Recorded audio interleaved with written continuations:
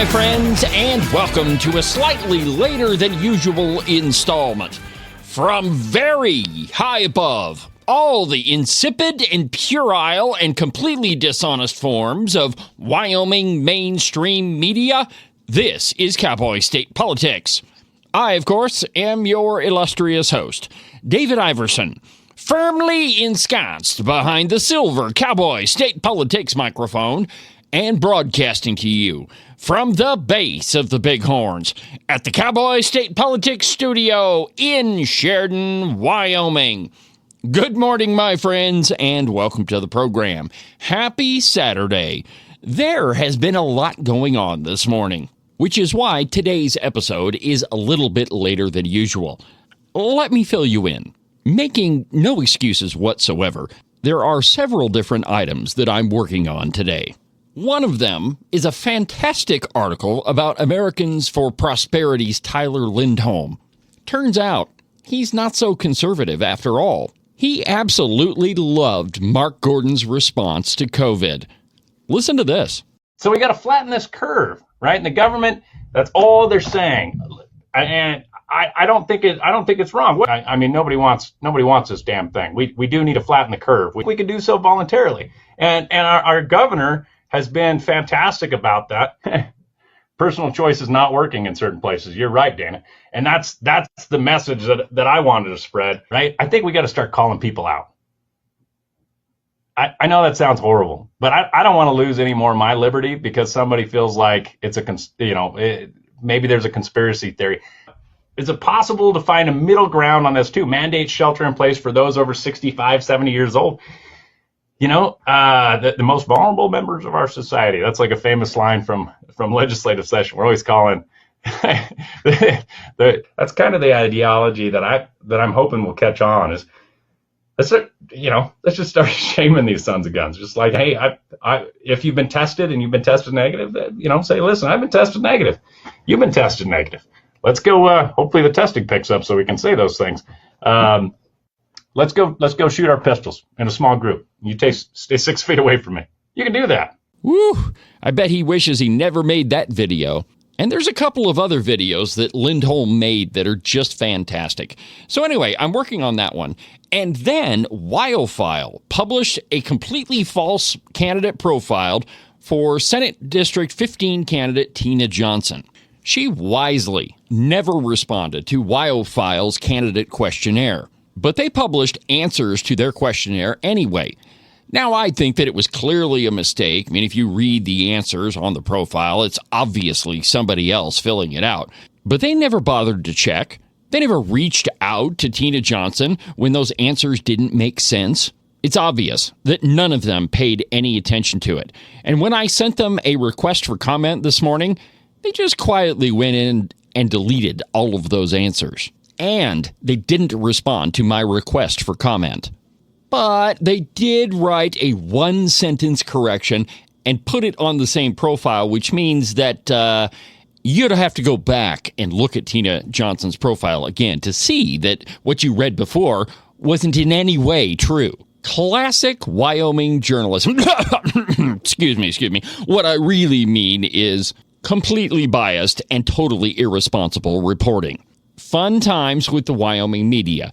But anyway, I got that article published just a few minutes ago, so you can go to the Open Range Record right now and check it out. For today's program, I have an interview with House 51 Representative Laurie Bratten.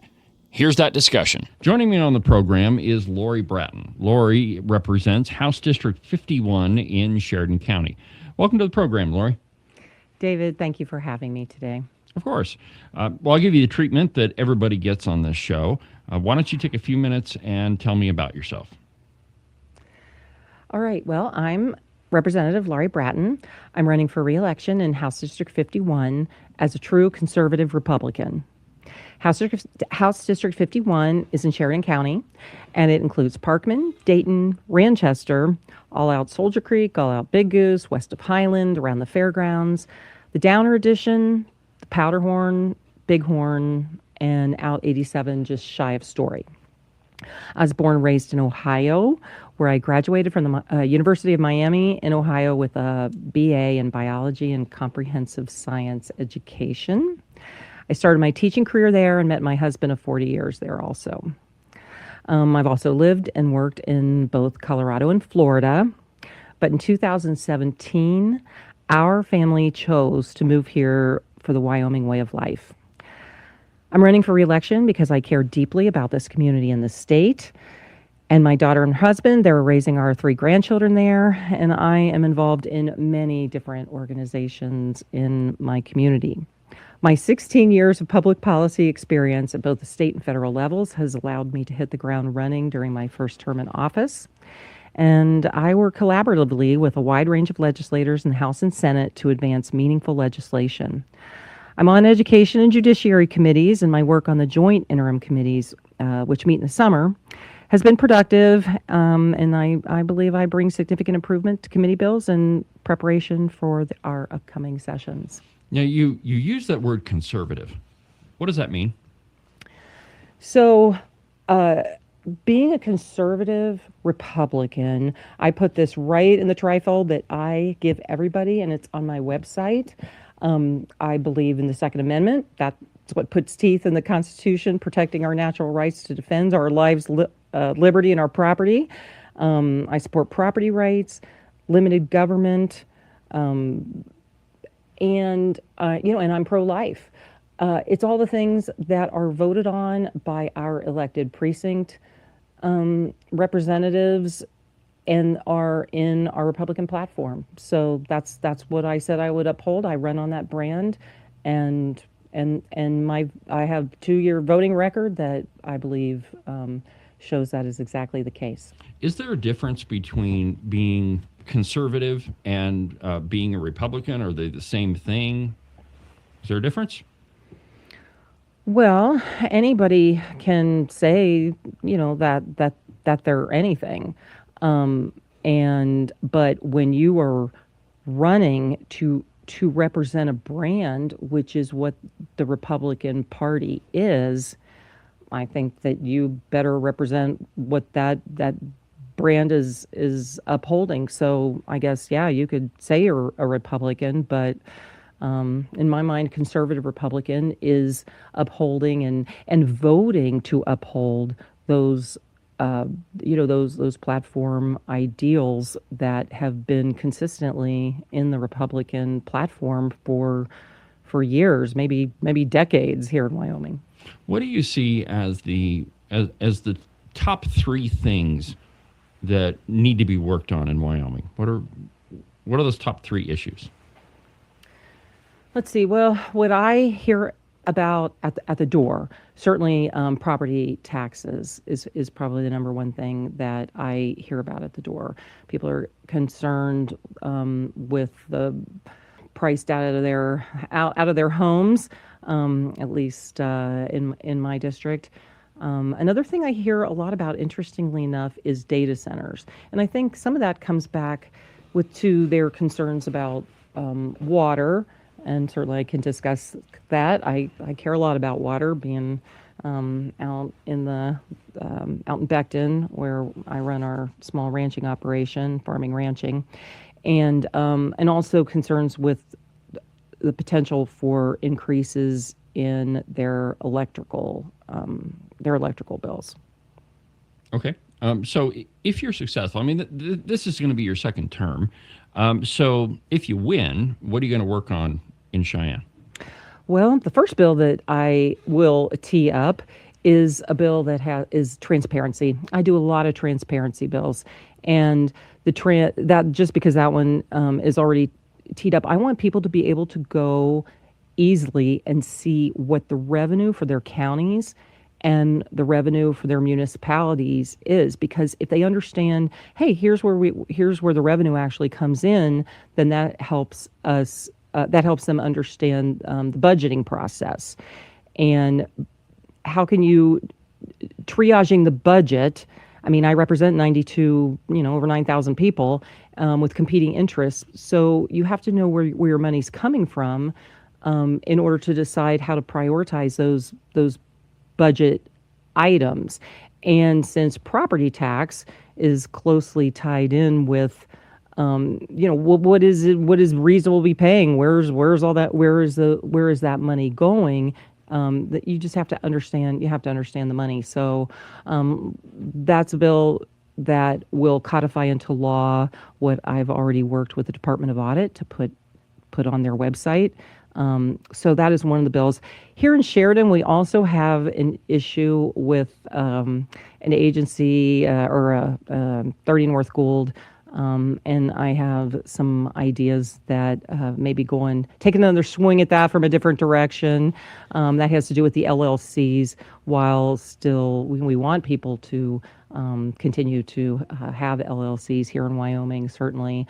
But we've had a lot of problems with that here in town. So the word transparency is used by both sides. I mean, on face, you would think that the Democrats want transparency too, because they use that word a lot too. But we've already got the Wyoming Open Records Act. We have the Freedom of Information Act. Budgets have to be posted, so says the statute. What would your bill do differently that we don't already have? Well, what the bill will do is what I did the first year was Christy Racinas had all the warrants, every check that's written by the state, or at least most of them. A few of them have to, for privacy reasons, can't be posted. I codified that in the law so that the Y-Open site wouldn't be disappeared. My bill would codify into law what I've already worked with the Department of Audit to put on their website, so that we do have the Open Records Act, but now people can go straight to that website and pull up their county revenues and see what for their county what the revenue is that is coming in. It's very easy to see that, and it varies from county to county. And it was interesting when I was listening to the chamber forums and some of the council candidates for the various municipalities, and they were asked about what their largest source of revenue is. And a lot of them thought it was property tax, and that is absolutely not the case. And I gave them all my cell numbers so that they could call me, and I could point them to that the information that I have worked with the Department of Audit to put on their website, so they can actually go and see what the largest sources of revenue for the counties are. They all thought it was property tax. And I'm like, no, that's 4 and 5. I mean, you're making more money off of interest than you actually are from property tax. And when you talk about property tax, that also includes all property tax. I mean, that's commercial property tax, it's agricultural property tax, it's your house, it's land it sits on, it's all your outbuildings. What should we do with property taxes? I mean, I get pretty frustrated with all of these exemptions. I mean, it's like everybody's got an exemption. I'm pretty sure my 2 dogs could qualify for one. But I think it's super confusing for taxpayers, because there's so many things going on that I think the average person frankly doesn't understand everything, like all of these exemptions that are happening. So if it were up to you, what would we do with property taxes? Boy, that is the question. And we've certainly been looking into that for several years at the legislature. I would agree with you that it is very confusing for people, which exemption do I qualify for? And the exemption is a route that the courts have taken us down, because that's what they have ruled is an okay way to address it, and that puts a lot of pressure on the assessor's office to have to just man hours, answering the questions and helping people through that process. I have not heard what I consider a perfect solution yet to the property tax issue. There was a bill that I voted against this year that was a suggestion. I can't remember. It was Senate File 110.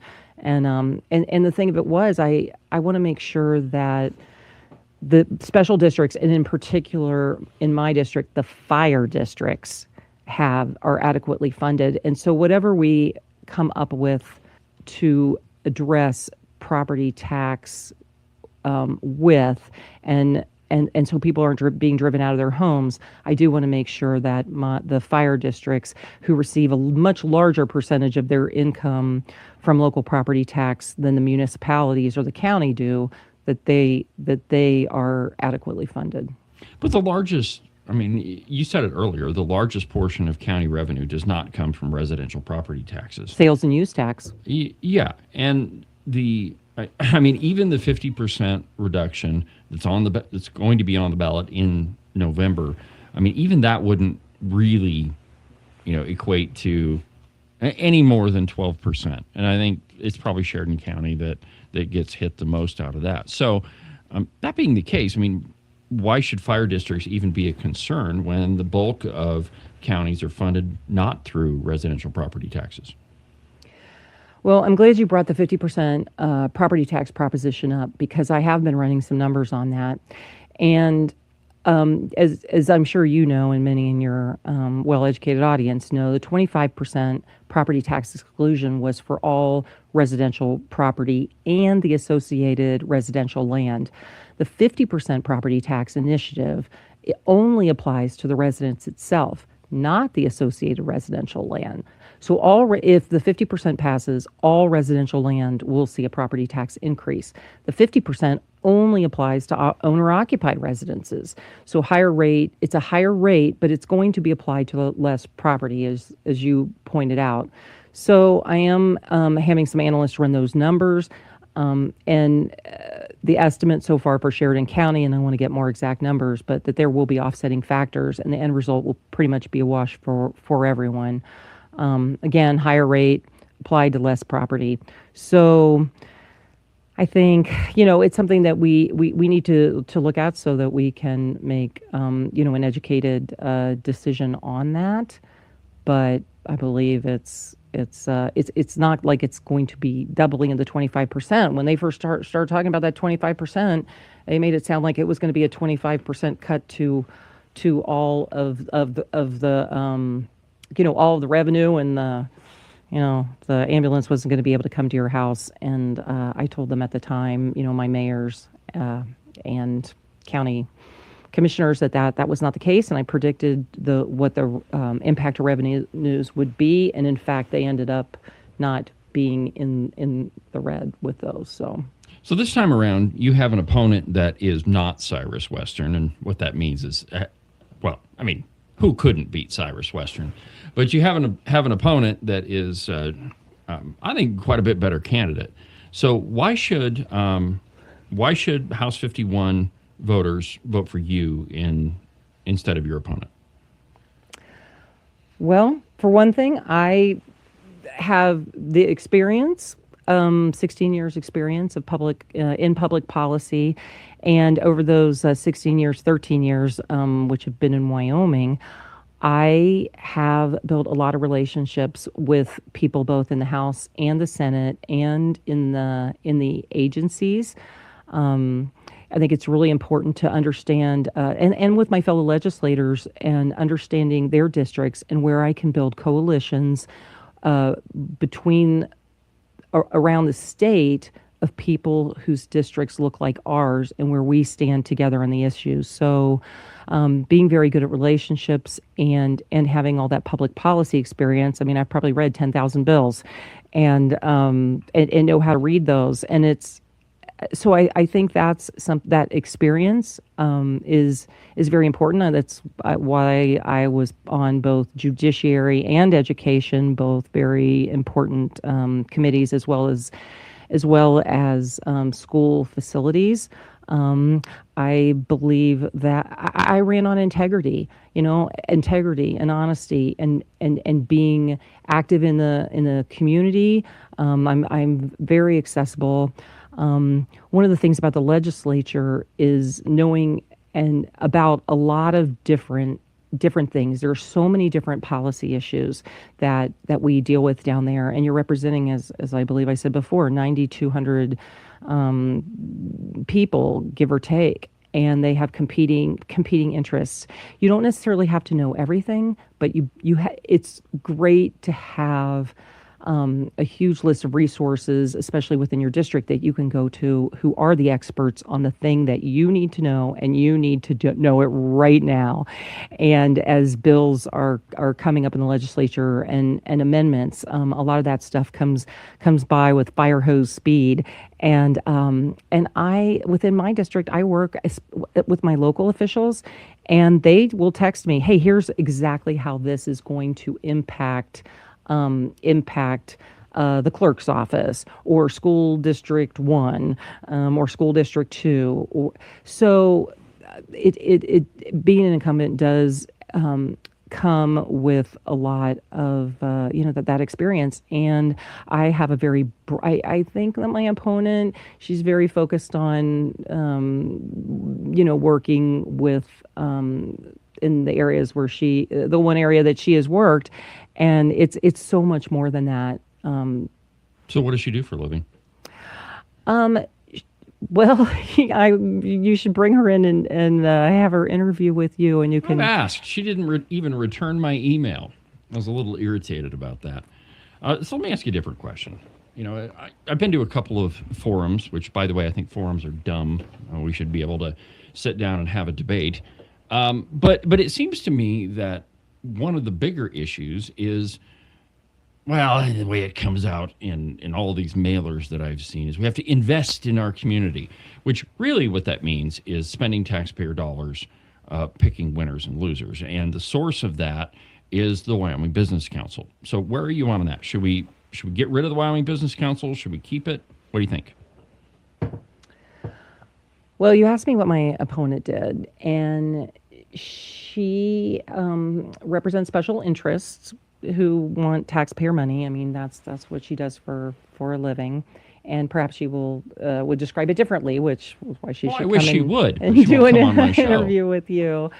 I absolutely invited Susan Bigelow to come onto this program. That's just Laurie Bratten's opponent for House District 51. I sent her an email, which she did not respond to, and then I tracked her down at a Third Thursday event here in Sheridan. She was nice until I told her what my name was. Then she rudely claimed that she didn't really have time to sit down for 15 or 20 minutes and talk about her candidacy. But anyway, I did make the offer. Now, we'll finish the interview with Laurie Bratten in just a second. But first, an absolutely outrageous profit timeout.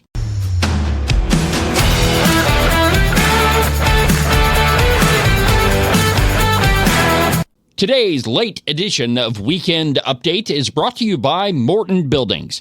If you're in the market for any type of building for your property, whether it's a barn or a garage or a large shed or maybe something bigger like a roping arena or even a giant warehouse for your business, the two guys you need to talk to are Marcos and Jesse at Morton Buildings. They are the experts in metal building construction. They've been doing it longer than anybody else around, and they do a much better job. Their phone number is 307-674-2532, or you can check them out at their website, mortonbuildings.com. Today's show is also brought to you by Rebecca Bextel at eXp Realty.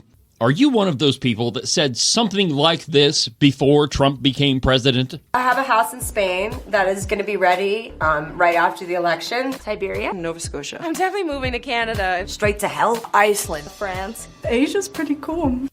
And has the last year and a half been more than you could bear? Well, if it has, you've come to the right place. Call my friend Rebecca Bextel at eXp Realty. She has her fingers on the pulse of the real estate market all across the state of Wyoming. Last year, she sold around $30 million worth of property. Everything from small residential properties all the way up to big giant ranches. So if you've got to get the heck out of Dodge, if you've got to be gone Johnson because you can't stand that Trump is the president, call Rebecca Bextel. Her phone number is 307-699-3519. Let me say that one more time for you in case you missed it. 307-699-3519. I'm Karen Weber, and I'm running for House District 5 in Goshen County. We need to decrease the size and scope of government. Expenditures have increased 59% under Governor Gordon. We need to decrease residential property taxes because you cannot own your own home if you can be taxed out of it. In terms of the economy, right now, agriculture ranks below the media in the Cowboy State. Agriculture GDP has decreased 22% in the last 7 years, and that is unacceptable. It's very important for Goshen County that we support our agricultural producers. That's what I want to do as your next representative. I ask for your vote on August the 18th. Paid for by Weber for House District 5. And now, back to the program.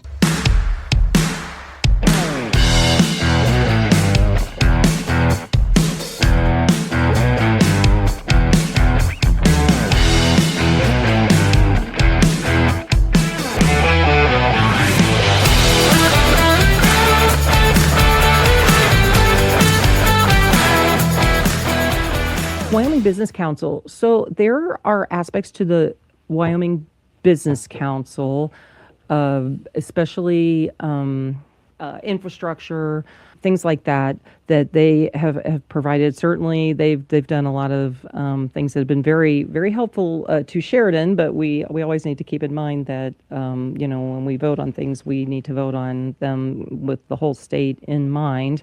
Small business development help for businesses. That's another thing that people really like. Is I've gone door to door and asked, how the business council benefits them. I met before session started and met with Josh Jarrell, who's the head of the Wyoming Business Council. And he agreed that there were some guardrails that needed to be tightened up as far as that went. So actually what I voted for was to restore the operational funding to the Wyoming Business Council for 1 year with guardrails. I thought that was very reasonable.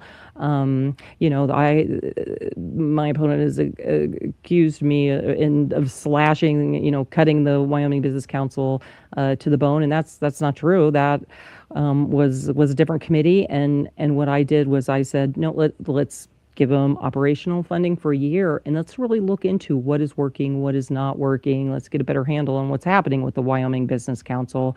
So that's where I was. I also voted to move some funding there to these county consensus grant programs for infrastructure, which I think you could argue that is within the platform, and it would have given more local control over that money, rather than an agency at the state level deciding who is deserving of that money.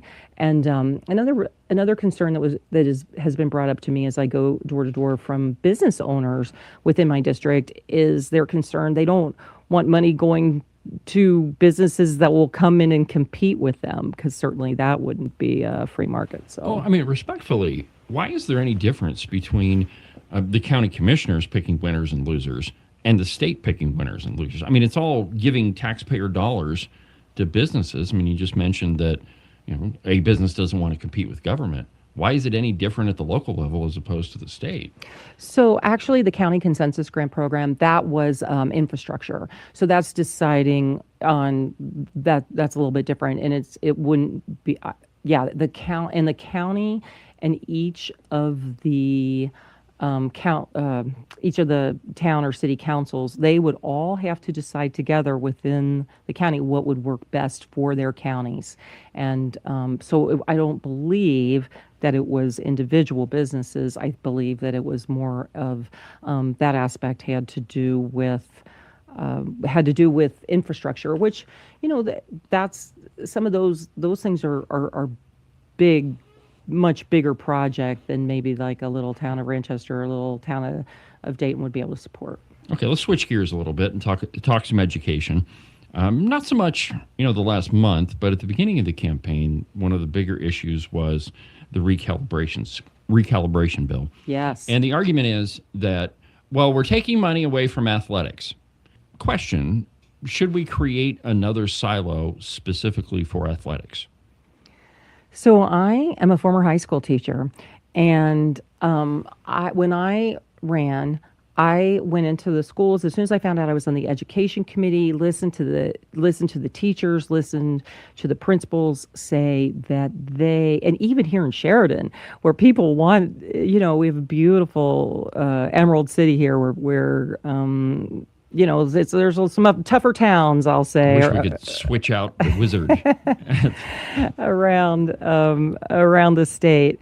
So, and they were saying our salaries haven't gone up. The principals said we can't hire teachers, we can't keep teachers. Well, if you're having issues with that here, imagine what it's like in, like, say, Rollins. So I said that's something I'm going to work towards for and support, is getting more money going to teacher salaries. And that is exactly what I did. I supported that through recalibration. And 2 years ago, because the schools are block granted, we agreed as a legislature, yes, we'll give you more money, but our intent is for that money to go, we wanted an 8.5% increase to go to certified and non-certified staff. So we voted for that. We sent along our wishes with the block grant, and I believe only one school district out of the 48 actually did that. There were schools that gave 0% raises. Teton County, of all places, to their teachers. And so their teachers were going backwards with inflation, and it's just terrible. So that's, I believe, was a big part of what led to, okay, well, we will give you again more money going to the schools. But the thing that teachers are asking for, that it was the number one thing. They did a study on it, and they presented it to the education committee as well as to recalibration, was salaries. So we're like, all right, now we gave you your chance, and now we are going to have to silo that money.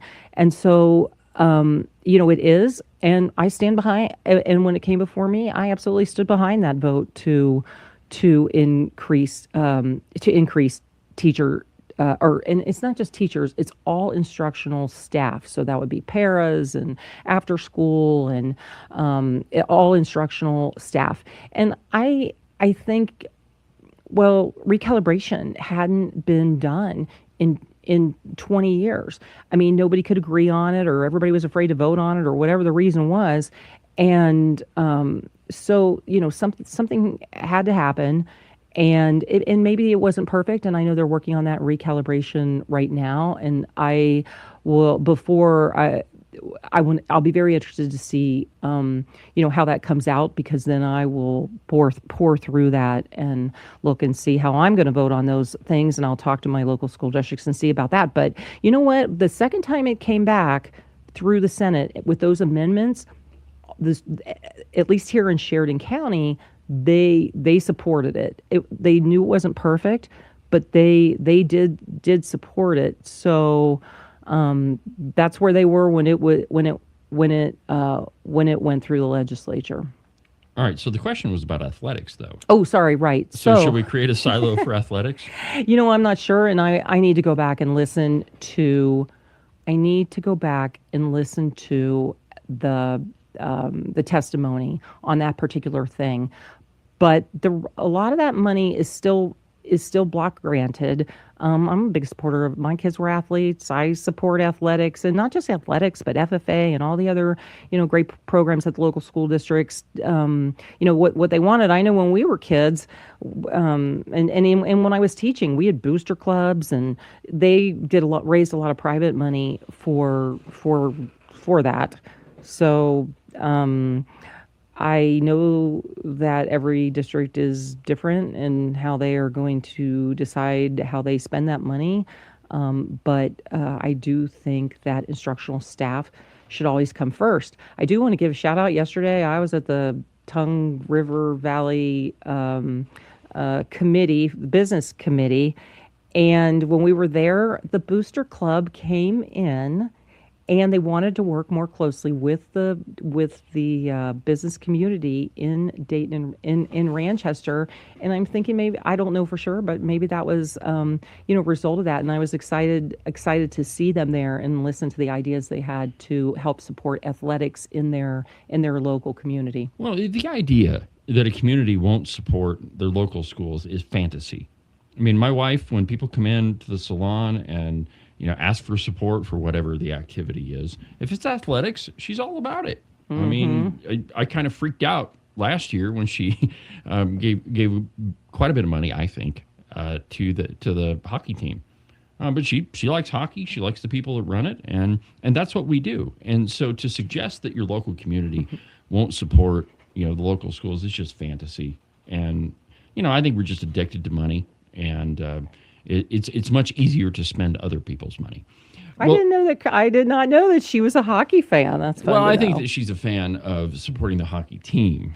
A lot of a lot of those kids come in and get haircuts from her, and that's really so she what it knows is. a lot of them personally. Yeah. That's awesome. All right, so I got to run. I appreciate you spending the time with me. Why don't you take a minute or two, give us your elevator pitch, and tell my audience how they can get a hold of you. If you want somebody who will continue to represent you with professional integrity and statesmanship, that I have worked every day to uphold that standard, and while we're delivering the results that are grounded in conservative principles. And I am happy to meet with anybody. I'll give you my cell number, 307-763-0907.